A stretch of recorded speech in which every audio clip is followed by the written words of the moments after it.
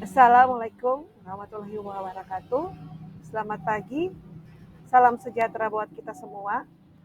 Apa kabar semuanya? Semoga dalam keadaan baik. Hari ini kita akan masuk perkuliahan dengan judul Time Value of Money.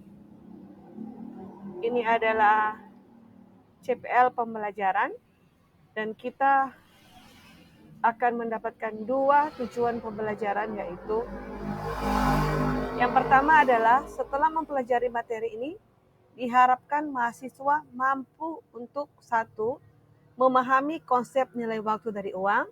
Yang kedua, mampu menghitung nilai PV, future value, PVA, FVA, dan perpetuity. Dan yang ketiga adalah mampu menyusun simulasi kredit untuk keperluan pinjaman atau leasing. Pengertian, ada yang tahu apa yang dimaksud dengan konsep value of money? Ngerti? Yang lainnya ada yang tahu? Oke, kita lanjut. Konsep yang menyatakan bahwa sejumlah uang yang dimiliki saat ini memiliki nilai lebih tinggi dibandingkan uang dalam jumlah yang sama di masa yang akan datang. Kemudian kalau kita berbicara mengenai konsep time value of money, kita harus mengerti dulu terlebih dahulu tentang garis waktu. Ya, ini ya kita bisa lihat ada garis waktu, ada waktu, kemudian panah ke kanan ada 1, 2, dan 3. Kalau kita mempelajari garis waktu ini, berarti kalau kita start di 0, kemudian mulai ke angka ke kanan, itu berarti contoh tahun pertama, kedua, dan ketiga. Berarti kita berbicara mengenai future value, yang diketahui adalah nilai present value atau nilai sekarang. Tetapi sebaliknya, jika yang diketahui adalah tahun ketiga, kemudian kita akan mencari nilai tahun kedua, tahun ketiga, dan 0, maka ini artinya kita akan mencari mengenai nilai present value. Oke, sampai sejauh ini sudah paham? Ada yang mau bertanya sebelum kita lanjut? Kalau tidak ada, oke. Sekarang kita akan bahas pertama mengenai future value. Apa sih future value itu? Future value adalah proses yang berjalan dari nilai hari ini atau nilai sekarang atau present value menjadi nilai masa depan. Disebut juga dengan pemajemukan company.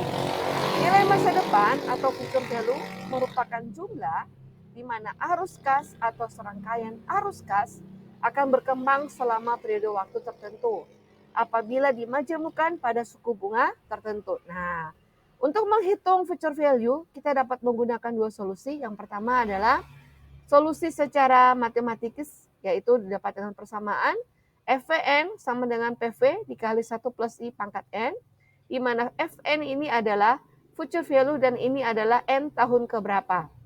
PV adalah present value ditambah dengan 1 plus I ini adalah tingkat suku bunga, dan N ini adalah tahun ke berapa. Kalau secara tabel, ini dia, kita sama juga rumusnya, itu FVN sama dengan PV dikali FVIF I, N. Oke, kita lanjut. Nah, ini adalah contoh. Misalnya, Mr. Andi mendepositokan uangnya sebanyak US100 pada rekening dengan tingkat suku bunga sebesar 5% selama 5 tahun. Berapakah jumlah yang akan diterima oleh Mr. Andi pada akhir tahun kelima? Nah, di sini kita bisa lihat ada arah panah dari kiri ke kanan. Berarti yang kita cari adalah nilai dari future value. Nah, untuk membuat pemahaman kita lebih jelas, kalau menggunakan solusi secara matematis itu sangat mudah. Karena sudah ada solusi, ada rumus yang akan kita gunakan. Tetapi untuk menggunakan tabel, kalau kita mencari future value, berarti kita cari FVIF, future value FVIF. Misalnya kita memperoleh waktu 5, berarti dari atas periode kita lihat 1, 2, 3, 4, dan 5. Kita dapat ini tahun kelima, kemudian misal andaikan tingkat suku bunganya adalah 5%, maka kita tarik dari jangka waktu ini, tarik ke kanan sampai ketemu 5%-nya. Kita dapat angka 1,2763. Inilah yang akan kita gunakan untuk perhitungan. Itu juga berlaku untuk PVIF. Sama konsepnya. Hanya yang membedakan adalah tabel yang di atas. Begitu juga dengan FVA dan PVA. Sama, model lihat tabelnya, cara pemakaiannya juga sama. Yang hanya harus kita perhatikan adalah akhir dari tabel ini. Oke, sampai di sini apakah semua sudah mengerti? Kalau sudah, kita lanjut. Nah, ini kita berbicara juga mengenai present value. Prosesnya juga sama, bisa dihitung dengan menggunakan dua cara, yaitu solusi matematis dan solusi statistik. Nah, ini ada contoh juga sama seperti yang tadi. Jadi, tapi yang diketahui adalah nilai future value. Yang tidak diketahui atau yang akan kita cari adalah present value. Nah, contoh ini tabel, pembacaannya juga sama. Oke, sampai di sini ada yang mau bertanya? Kalau tidak ada, kita lanjut. Kesimpulan dari materi yang kita peroleh hari ini yang pertama adalah future value dan present value dapat diselesaikan secara matematis maupun menggunakan tabel.